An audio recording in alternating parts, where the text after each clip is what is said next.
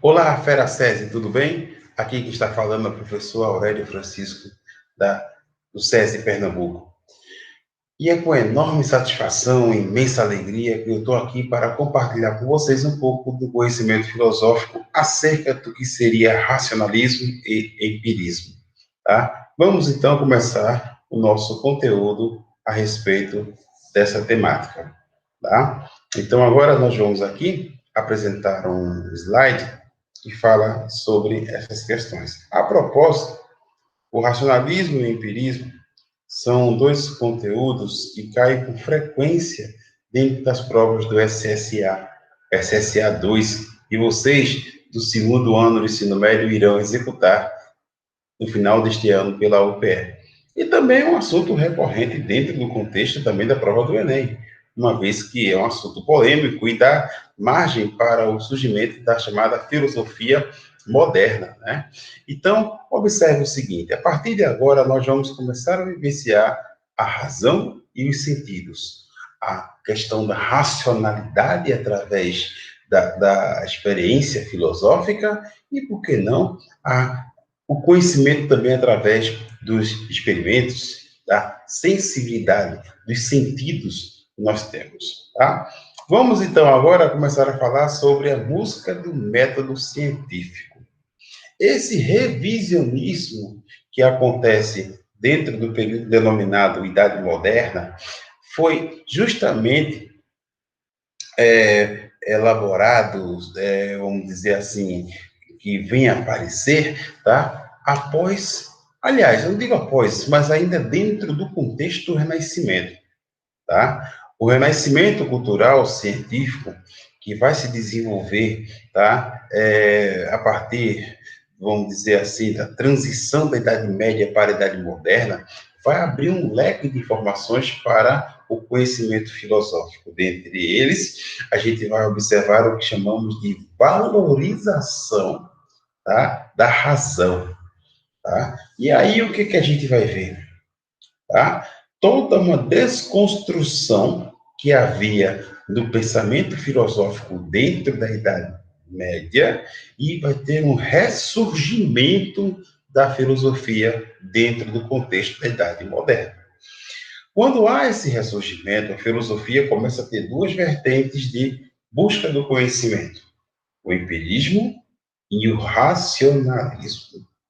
Porém, o racionalismo vai vir primeiro. E a modernidade, ou seja, a idade moderna, vai se caracterizar dentro do plano filosófico pela busca e a valorização da razão, onde vai ser esta busca da valorização da razão, tá, responsável pelo crescente interesse pelo método científico, ou seja, a busca de um método científico para tentar ali recuperar não, mas eu digo reconstruir a ideia de conhecimento. A preocupação dos filósofos naquele momento não, era em não se enganar, ou seja, eles tentar construir uma nova ideia de conhecimento, de saber o conhecimento verdadeiro. Então, houve um revisionismo da chamada metafísica tradicional, que era proposta lá atrás, durante o período medieval. E aí, esse revisionismo fez surgir uma ruptura no pensamento, na construção do conhecimento filosófico. De um lado, temos os chamados filósofos racionalistas, ou racionalismo. De um outro lado, nós vamos encontrar os filósofos que vão defender o empirismo. E o que seria o racionalismo e o que seria o empirismo? Professor, mas antes de falar sobre os dois, por favor, o que seria a metafísica? A metafísica, grosso modo, é quando a gente vai ter o quê? A busca do conhecimento, tá? É quando a gente vai tentar ir além do conhecimento, vai tentar buscar a origem de tudo aquilo que já foi visto, a origem do conhecimento pleno. Então, quando há essa revisão metafísica, uma revisão da busca do conhecimento, a gente vai observar aí essas duas vertentes, a vertente racionalista e a vertente empirista. O racionalismo, ele vai, o próprio nome já diz, valorizar a razão no processo de aquisição do conhecimento. Destacamos aqui três grandes filósofos, dentre os quais René Descartes é considerado o pai da filosofia moderna, porque ele vai ser vamos dizer assim, o criador desse tipo de pensamento, de valorização da razão, da ciência, do racionalismo na produção e na aquisição do conhecimento. Spinoza e Leibniz serão os seus, vamos dizer assim, discípulos. Aliás, discípulos não, eles vão propagar a ideia de Descartes.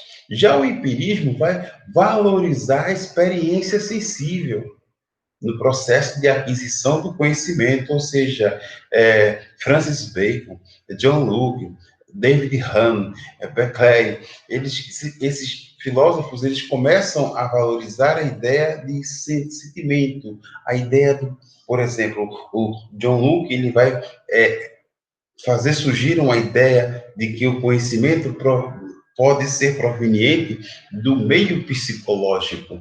Tá? Então, os sentidos do homem serão, vamos dizer assim, explorados para a construção do conhecimento. É claro que eles não vão menosprezar a ciência, diga-se de passagem, mas entre a razão científica mais lógica, mais matemática, eles vão dar valor ao conhecimento mais empírico, através dos sentidos, aquilo que o homem vai se apropriar para adquirir o conhecimento pleno, tá? Então, dando sequência, o que é que eu posso dizer para vocês? O racionalismo, ele vai mais pela lógica, pelo sim ou não. Ele vai ser algo mais matemático, mais enfático. Já o empirismo, ele vai abrir o campo das ideias para a construção do conhecimento, tá? Vai ser uma área mais abrangente, tá? Ele vai permitir um diálogo mais assim, mais prolixo, mais coeso em relação à construção do conhecimento. Então, vamos observar o que cada um desses filósofos aqui citados promove enquanto pensamento para a construção do conhecimento científico.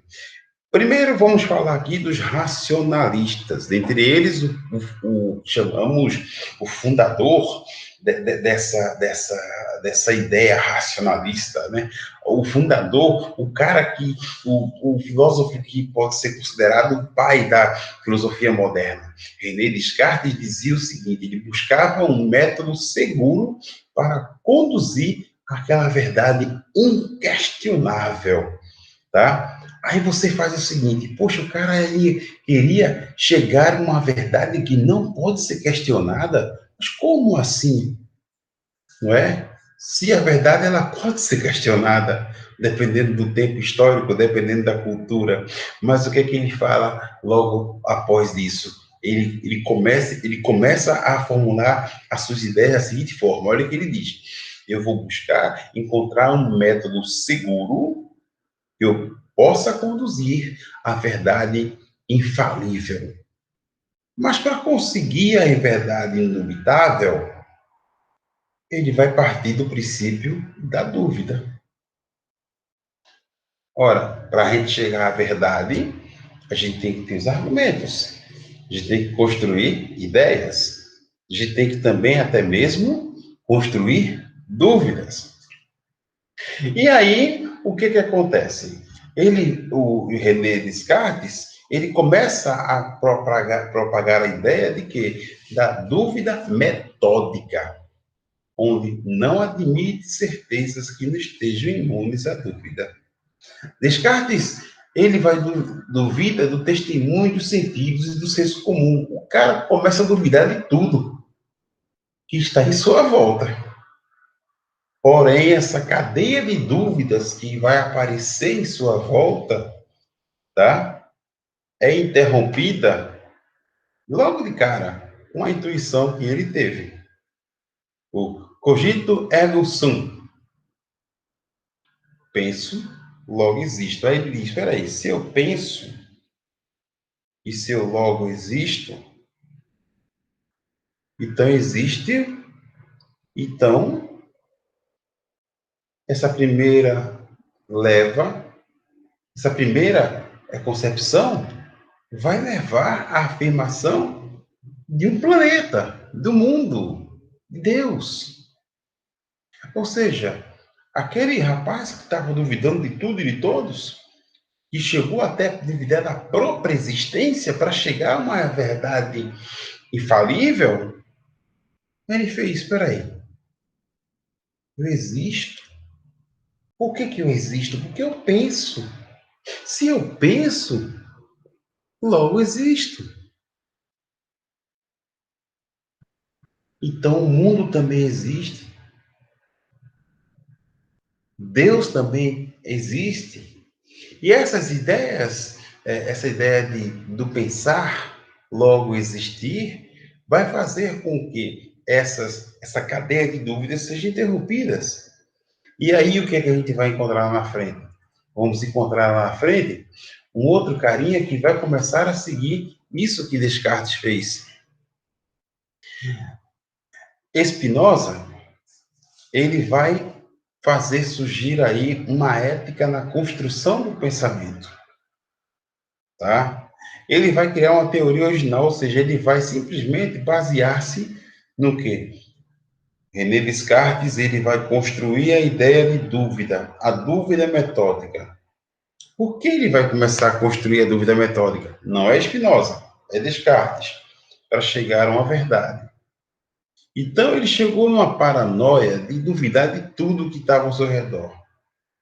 Mas ele para quando ele diz, espera aí, se eu estou duvidando, estou pensando, se penso, logo existo. Então ele para por aí e começa a formular através do seu pensamento a existência das coisas. Começa a mostrar para o mundo filosófico que o pensamento também pode construir uma verdade. E aí o que é que vai acontecer? Spinoza vai pegar essa parte da filosofia cartesiana, como também é chamada filosofia de Descartes, e criar uma teoria original, privilegiando a ética na construção do pensamento. Por que ele vai privilegiar a ética? Porque o ser ético, ele vai atrás de uma verdade.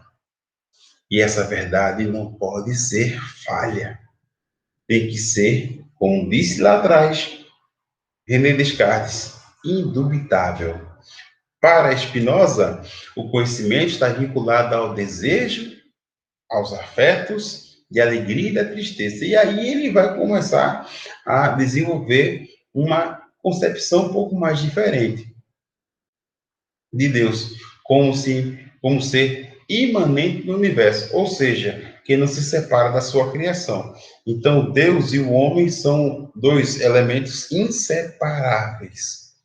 Tá? É como ele mesmo falava, o pai e o filho não se separam.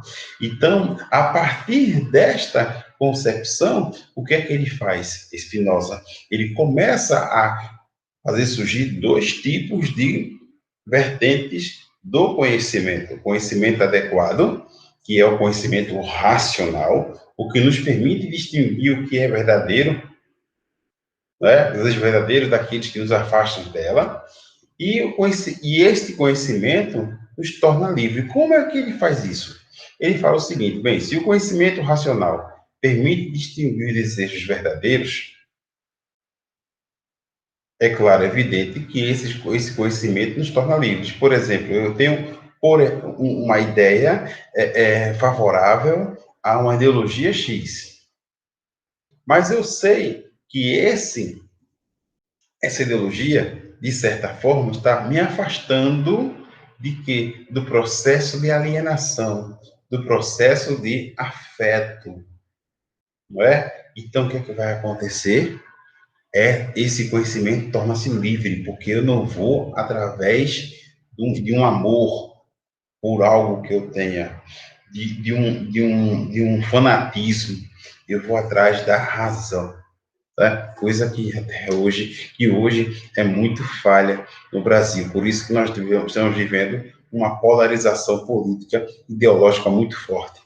É porque, ao invés de irmos através do conhecimento racional, como propõe Spinoza, nós estamos entrelaçando ele, tá, com as verdades que nós amamos e não as verdades racionais. Conhecimento inadequado, por ser estimulado de forma exterior, constitui-se de fantasias e ilusões. Ou seja, para Spinoza, o conhecimento, quando ele é inadequado, quando a gente apenas absorve sem criar uma crítica, sem criar um argumento, sem criar uma tese. Daí nós tornamos aí meros reprodutores da fala de alguém, não é? Nós não vamos pegar o conhecimento para dali termos base e construir nossas ideias. Vamos apenas repetir o que uma outra pessoa está falando, uma espécie de robotização dos processos, não é? Sequenciando, vamos entrar agora na cadeia dos empiristas. Os empiristas, no caso, o primeiro a ser falado aqui é Francis Bacon, tá? O que é que ele vai dizer? Olha só para a gente recapitular. O empirismo, ele vai através de uma lógica experimental, tá? Ele vai através do saber experimental.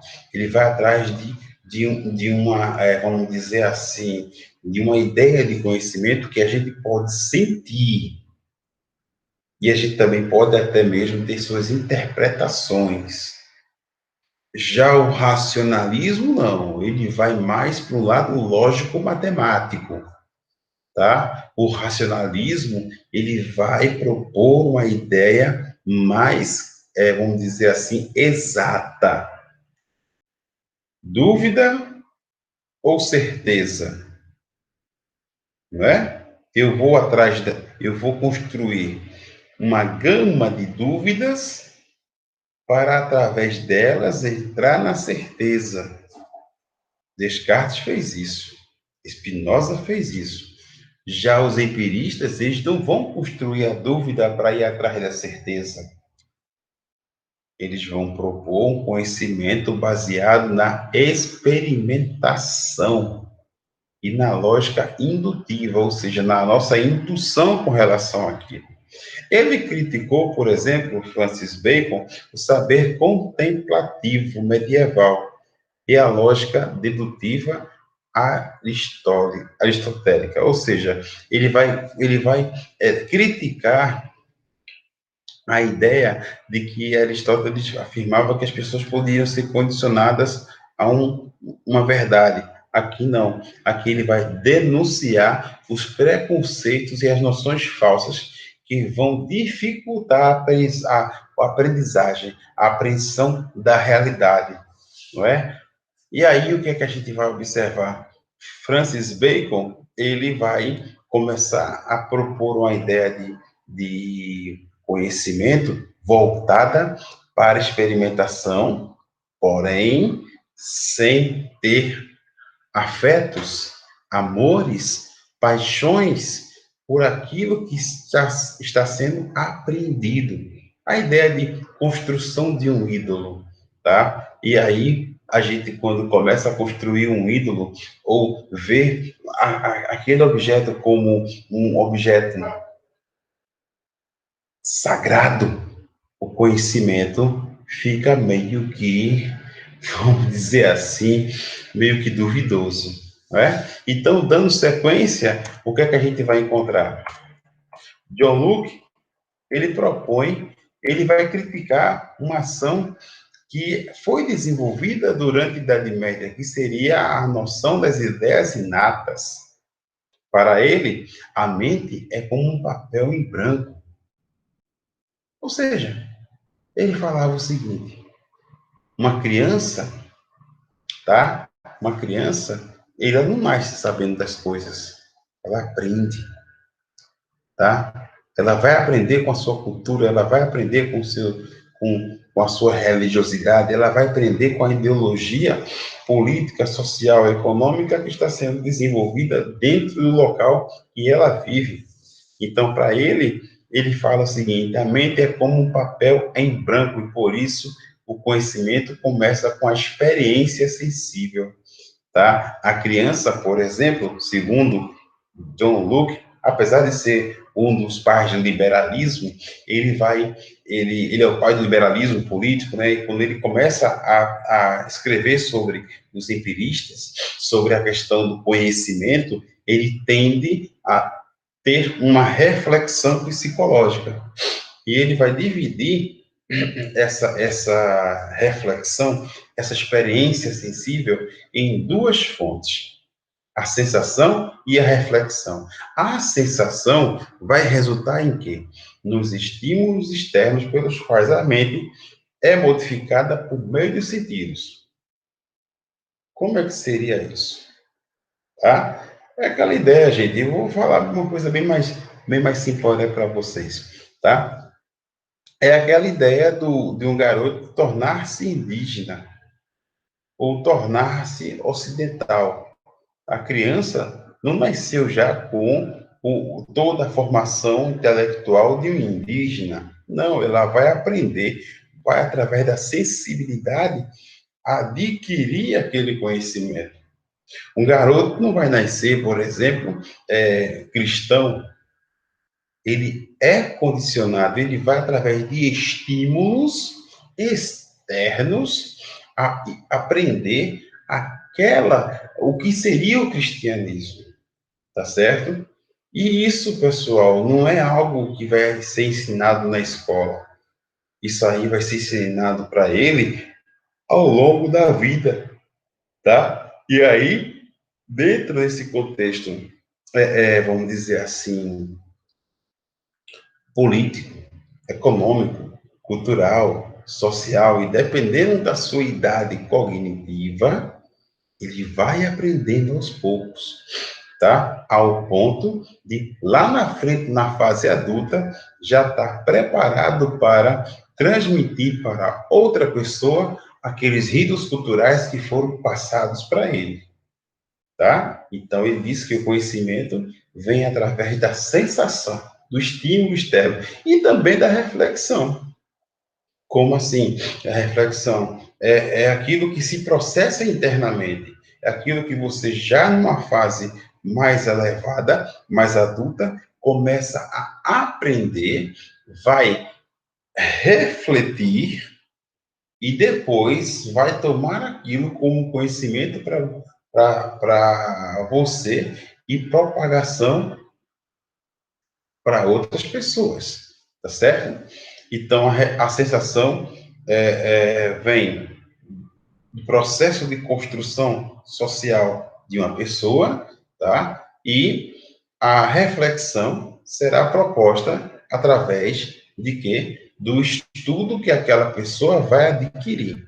Então, a reflexão está mais ligada à ciência e à sensação, à modificação, aos estímulos externos que essa pessoa vai adquirir ao longo da sua vida. Então, ele aí vai deixar bem claro a questão psicológica dentro do contexto do empirismo, da construção do conhecimento. Então, dando sequência, o que é que nós temos? David Hahn. David Hahn, ele também vai ser um empirista, tá? E o que é que ele vai ter aí como base do conhecimento? Olha, já falamos aqui no empirismo de John Locke, onde ele começa a vivenciar as questões psicológicas, tá? Vamos observar também aí o próprio René Descartes, onde ele vai ser mais vivenciado pela razão matemática, e agora nós vamos encontrar aqui o David Hume, onde ele vai começar a fazer surgir aqui, vamos dizer, as percepções individuais. Ele fala que o conhecimento tem início com as percepções de cada pessoa, que pode se tornar ser impressões ou ideias. Então, o que é que ele diz?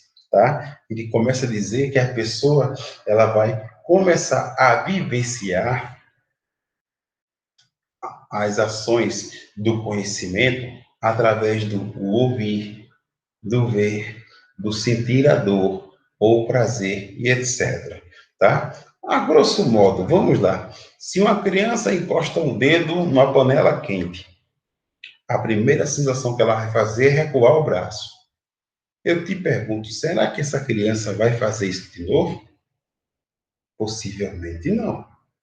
Então aí já tem uma ideia de que David Hume tentou promover lá atrás, durante o século XVIII, com a questão da impressão, ou seja, o conhecimento vem através do ouvir, do ver, do sentir dor, o prazer, e por aí vai. Ou seja, a questão dos sentidos, né? Do corpo, da pessoa sentir a ideia do conhecimento, o perigo, o prazer, a noção de relaxamento, tá? Enfim. E aí o que acontece? Segundo o próprio David Hume, na sua segunda posição a respeito do empirismo e do conhecimento através do empirismo, ele fala o seguinte: ele fala que as ideias são cópias pálidas das impressões e, portanto, mais fracas. O que é que ele diz? Ele fala o seguinte: você vivenciar algo é diferente do que você teorizar algo. Tá? É aquela ideia, né? Eu vou trazer para os dias de hoje. O pessoal chega assim e começa a falar sobre a questão da pandemia.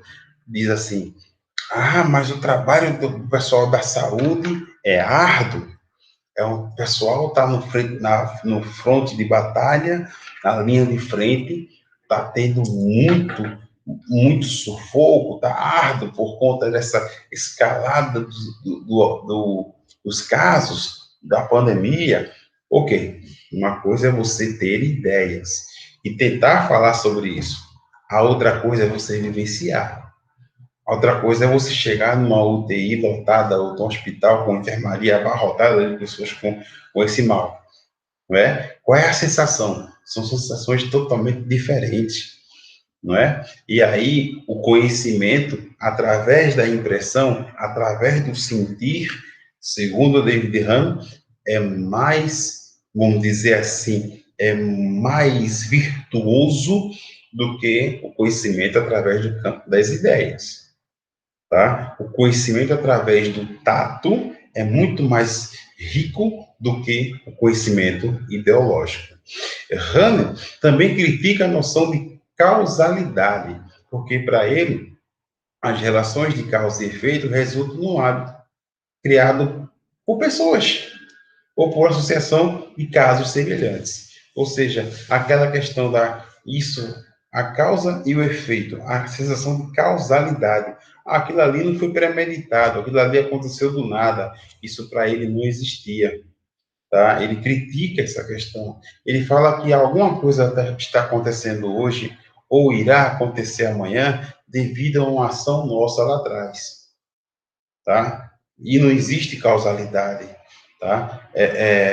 E Rami também, ele admite ser cético ao reconhecer os limites do entendimento humano, tá? E por conta desses limites do entendimento humano, é que aguça a ideia de procurar mais e mais o conhecimento. Quando o humano se vê limitado nas suas ações, ele tende a desafiar essas limitações e aumentar cada vez mais sua gama de conhecimento, não é? Então, dando sequência, nós temos aqui um outro empirista, Berkeley, e ele critica o racionalismo. Gente, esse rapaz aqui foi um dos mais, vamos dizer assim, um dos mais,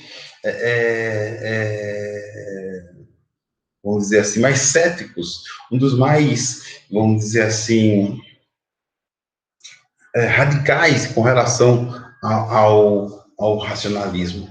Ele supera até mesmo os empiristas, porque os empiristas, como Hume, como John Locke, aceitavam um pouco da questão da racionalidade, da visão cartesiana de David Hume, de impor uma certa lógica no conhecimento. Ele vai adotar o chamado imaterialismo, ou seja, ele nega a possibilidade de conhecermos o mundo. Ele acredita que Já que o homem não conhece o mundo, o homem tem uma busca incessante por esse conhecimento. Chega a ser até utópico, ou seja, pode ser um conhecimento que ele não vai alcançar. Por isso que nós estamos externamente em conflitos com relação ao conhecimento do mundo, do nosso espaço que estamos vivendo. Então, o que ele diz? Ele resume essas impossibilidades pela expressão de ser é ser percebido. O ser das coisas consiste em ser percebido pelo sujeito pensante. Portanto, ele diz, só a ideia é real, o restante é fantasia. Como assim? Só a ideia é real, o restante pode ser fantasioso. Berkeley, ele começa a dizer o seguinte, ele começa a falar que o homem não conhece o planeta, não conhece a si mesmo. E esses conflitos do não conhecimento faz com que o próprio homem ele tende a transpassar barreiras para chegar a esse conhecimento. E aí ele vai adotar a ideia de que o idealismo, tá, é a fonte do conhecimento, é o campo das ideias, não apenas a reflexão ou ir através de uma lógica, tá? E aí, pessoal, o que é que a gente vai encontrar a partir de agora? Duas questões para falar a questão do empirismo e do conteúdo racionalista, né? Olha o que acontece aqui. O racionalismo, antes de responder essas questões, ele tende a promover uma reflexão do conhecimento através da razão, de uma lógica mais matemática, onde a dúvida é deixada de lado e existe uma busca incessante para uma verdade indubitável, uma verdade inquestionada. A razão. No caso, o empirista, ele vai observar as verdades. Olha o que eu disse. As verdades. Pode vir através de um pluralismo, pode vir através da psicologia, pode vir através do idealismo, como aconteceu com Berkeley agora há pouco. Então, vai atrás das verdades. Aí a questão tem assim, a charge abaixo retrata a oposição epistemológica, a oposição do conhecimento de duas escolas filosóficas, cujos iniciadores podem ser considerados, respectivamente, Francis Bacon e René Descartes. Gente, Bacon era, vamos dizer assim, empirista, tá? Descartes, o pai da filosofia moderna, o racionalista. Então, a letra C dessa questão, tá? Ela é a resposta correta, né? O Francis Bacon, empirista, o racionalista, René Descartes. No caso, o segundo quesito tem assim: a modernidade desenvolve, desde o seu início, dois paradigmas de ciência: o empirismo e o racionalismo. Então, meus queridos, quando a gente falar em Idade Moderna, lembrar disso. Filosofia, Idade Moderna. Eita, lembrei. Racionalismo, ideias mais matemáticas, a construção do conhecimento através de uma lógica, em busca de uma verdade incontestável.